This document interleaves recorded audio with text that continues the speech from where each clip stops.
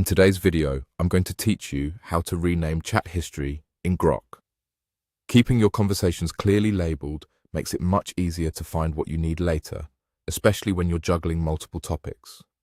In just a few moments, you'll learn how to open your account, get to your chat history, pick the conversation you want, and quickly rename it. Then save your changes with confidence.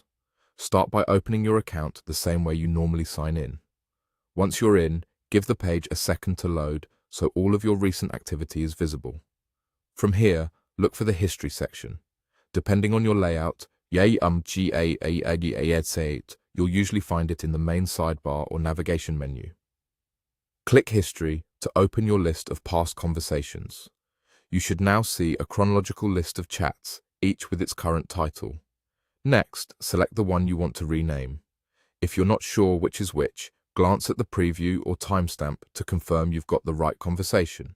When you've found it, move your mouse pointer over that chat in the list. As you hover, a rename option should appear. Click Rename and the title will become editable. Now, type the new name.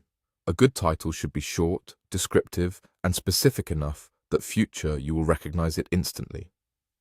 Consider including a clear topic, a key outcome, or a date if it helps with sorting. Avoid putting any sensitive information in the title. There's no need to include personal details or anything private. If the old name is long, you can highlight it and replace it entirely, or keep the useful parts and refine the rest. When you're happy with the new title, save your changes. Look back at the list to make sure the updated name appears exactly as you intended. If it doesn't look right, you can repeat the process and make a quick adjustment. Renaming won't affect the content of the conversation itself. It simply makes the thread easier to recognize in your history. A couple of quick tips as you wrap up. Try using a consistent naming pattern so related chats group together visually, and keep names concise to avoid truncation in narrow views.